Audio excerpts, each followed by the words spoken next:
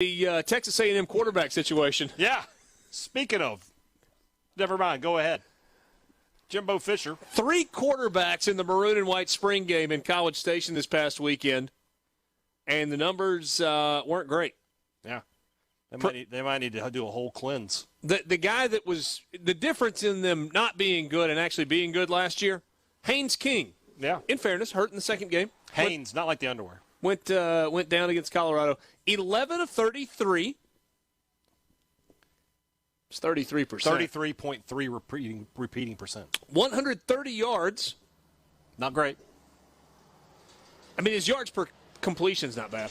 It's not bad. 2 interceptions. Oh. Ooh. Max Johnson, the former Louisiana State University Fighting Tiger quarterback, now a Texas A&M Fighting Aggie quarterback. He went 13 of 31. Oh, God. That's also below 50%. 127 yards, 2 touchdowns, and an interception. I mean, that's better. What we didn't mention is A&M was scrimmaging against a perfectly cloned replica of the 85 Bears. Connor Wiegman, he was 7 of 19. I want him to win the job now so that all season long, Richard's like, Connor Wiegman. 7 of 19, 116 yards, and a touchdown. Auburn does not have quarterbacks that are going to be great throwing the ball down the field in the fall. No.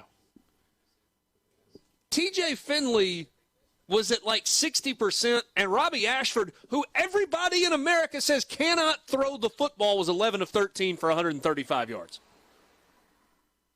Correct.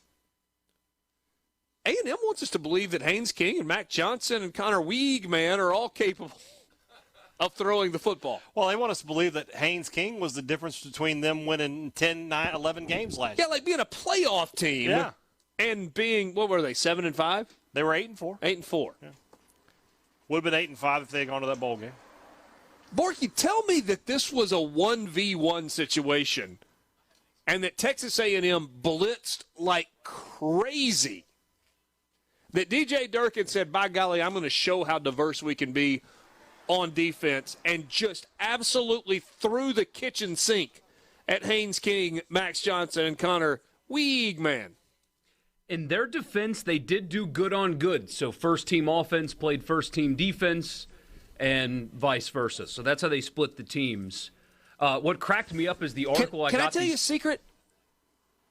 All those really, really, really good defensive linemen Texas A&M had last year, they're gone. They're not there anymore.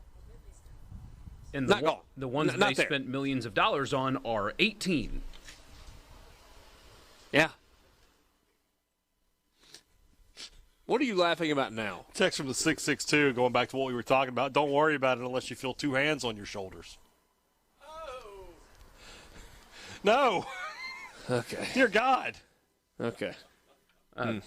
What cracked me up is the line in the story I got these stats from. At quarterback, all 3 players had their ups and downs.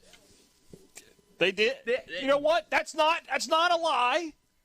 I'm sure there was a good throw in there somewhere. It's just a spring game, and you're never supposed to read into spring games. Ole Miss is going to have theirs this weekend. People are going to read too much into it. They are, and that's how it happens. But, man, here's an example. Remember Alabama's spring game last year?